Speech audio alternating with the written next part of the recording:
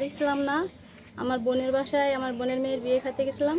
যাওয়ার পরে ওখান থেকে এসে দেখি যে আমার বাহিরের গেটে তালা মারা। বিকেল 5টার সময় আর এসেছি 11 তারিখ, আজকে শনিবার। আমি বিয়ে খেয়ে এসেছি।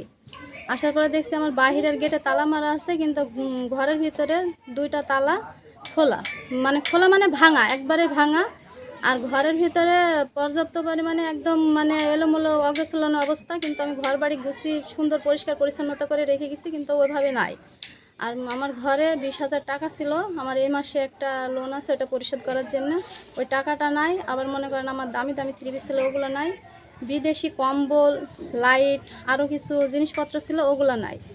আবার আমার শাশুড়ির শাড়ি ছিল 11টা, 8টা শাড়ি নাই। আর মনে করেন আমার ওই হাজব্যান্ড বাহিরে আছে, আমি মাসকাবারি বাজার করি, ওইখানে 4,500 টাকা 5,000 মানমানিক বাজার রেখেছি, ওই বাজারগুলো কোনো কিছু নাই। ফ্রিজে আমার গরুর মাংস, ছাগলের মাংস ওগুলো ছিল, মানে ডিপে ওগুলো কিছু নাই। ওপরকার ডিপে থাকেন জিনিসগুলো সব কিছুই নিয়ে গেছে। আমার গ্যাসের ঘরে মনে করেন তালা, মানে সব কিছুই ভেঙে গেছে।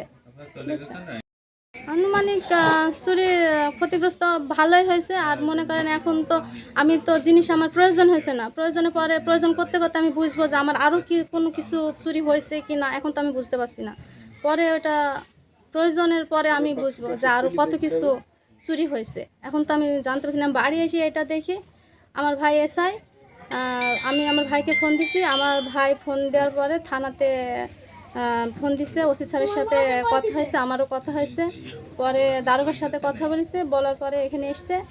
আমার অবস্থান এত দূর না, টাকার অঙ্ক 20,000 টাকা। আর এর আগে মনে করেন আমার এক সেট পুরো গহনা, প্রায় 2 ভরি গহনা আমার এর আগে বছর 2 আগেও চুরি হয়েছে, বুঝছেন। এর আগে আমার গহনাগুলা চুরি হয়েছে, কিন্তু এর আগে আমি কোনো কিছু তদন্তও করতে পারিনি, সে চোরও আমি ধরতে পারিনি। আবার পরবর্তীতে মনে করেন কিছুদিন পরে এই যে আবার আমার এই অবস্থা।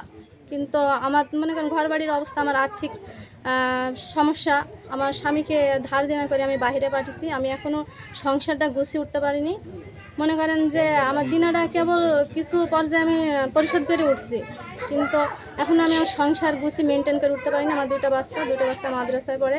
মনে করেন আমি তো সকাল 6টার সময় মাদ্রাসায় যাই, 1টার সময় বাড়ি আসি। দিনেও তো মনে করেন আমি বাড়িতে থাকিনি, কিন্তু আমার বাড়িতে থাকা আমার পক্ষে এখন পর্যাপ্ত পরিমাণে ভয়ঙ্কর হয়ে যাচ্ছে। মানে আমি এভাবে নিজেকে সেফটি রাখতে পারছি না।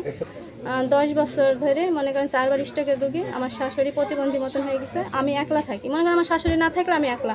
আমার ছেলেটাও হেফজো করে, উনি রাতে মাদ্রাসাতেই থাকে। আমার একটা ছোটো বাচ্চা 5 বছরের বাচ্চাটাকে নিয়ে আমি থাকি। বাড়ির পাশে চাচা শ্বশুর আছে, ওদের দাওয়াত দিচ্ছি, ওরা গেছিল তো দিতে, সবাই তো জানে যে আমি গেছি। পাশে তো মানুষ তো থাকে, সে দেখবে কি, বাড়ির ভেতরে যদি না দেখে তাহলে সে আমার চারিপাশ দেখে কী করবে। আর আমার বাড়ি তো মনে করেন একলা বাড়ি, ফাঁকা মাঠ, আমার বাড়ির পরে তো কোনো বাড়ি নাই।